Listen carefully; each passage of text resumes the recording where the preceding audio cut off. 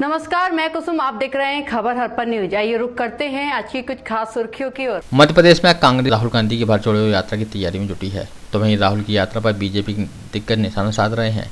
ऊर्जा मंत्री प्रद्युम्न सिंह तोमर ने राहुल गांधी की भारत जोड़ो यात्रा पर निशाना साधते हुए कहा कि पहले कांग्रेस ने भारत को तोड़ा था क्या, जो अब चुनाव में लाभ लेने के लिए भारत को जोड़ने की बात कर रही है।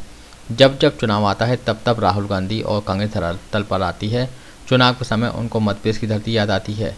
क्या चुनाव से पहले मध्य प्रदेश नहीं था, देश नहीं था?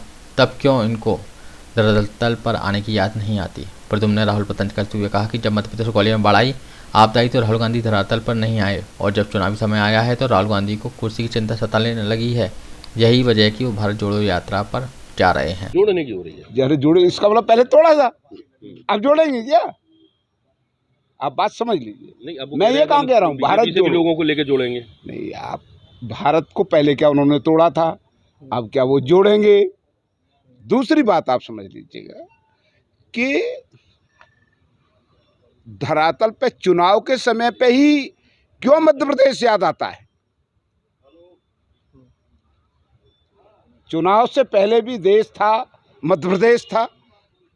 उस समय भी ग्वालियर पे पिछले वर्ष वर्षा के कारण जो प्राकृतिक संकट आया, तो उस समय सोचा क्या? अभी प्राकृतिक संकट आया तो सोचा क्या? जो चुनाव आया, सिर्फ खुद की कुर्सी की चिंता आई, तो मध्य प्रदेश भी दिख रहा है, हिंदुस्तान भी दिख रहा है और जोड़ भी रहे हैं। आपको बता दें, राहुल गांधी की भारत जोड़ो यात्रा 16 दिन तक मध्य प्रदेश से गुजरेगी। राहुल गांधी की पदयात्रा 24 नवंबर को बुरहान से होकर एमपी में आएगी और भारत जोड़ो यात्रा 7 सितंबर को कन्याकुमारी से शुरू होगी और कश्मीर तक जाएगी। पदयात्रा के जरिए राहुल गांधी देश के 12 राज्यों, 2 केंद्र शासित प्रदेशों से होकर गुजरेंगे।